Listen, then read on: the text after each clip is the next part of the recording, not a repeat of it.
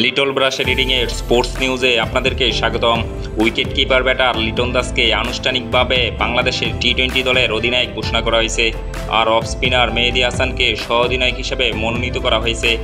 তারা মে-জুন মাসে সংযুক্ত আরব আমিরাত ও পাকিস্তানের বিপক্ষে 7টি অ্যাওয়ে টি-20 ম্যাচে নেতৃত্ব দেবেন। লিটন দাস 26 বছর বয়সী নাজমুল হোসেন শান্তর স্থলাভিষিক্ত হলেন। তিনি বছরের শুরুতে বাংলাদেশ টি-20 নেতৃত্ব ছেড়ে দেন।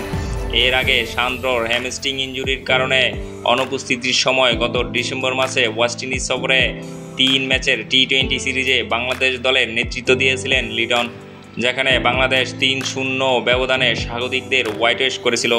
লিটন এর আগে বাংলাদেশের হয়ে 1টি টেস্ট, 7টি ওয়ানডে এবং 4টি টি-20 ম্যাচে নেতৃত্ব দিয়েছেন।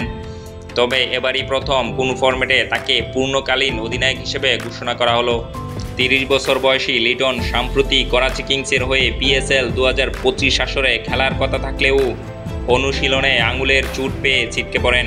তবে এখন তিনি পুরোপুরি সুস্থ হয়েছেন। সংযুক্ত আরব আমিরাত ও পাকিস্তান সফরের জন্য বাংলাদেশ টি-20 দল।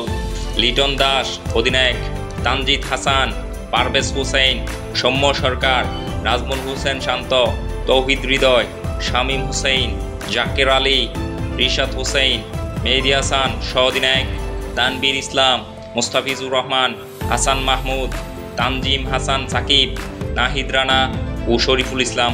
বাংলাদেশ প্রথমে সংযুক্ত আরব আমিরাতে 2টি টি-20 ম্যাচ খেলবে, যা 17 এবং 19 মে শারজাতে অনুষ্ঠিত হবে।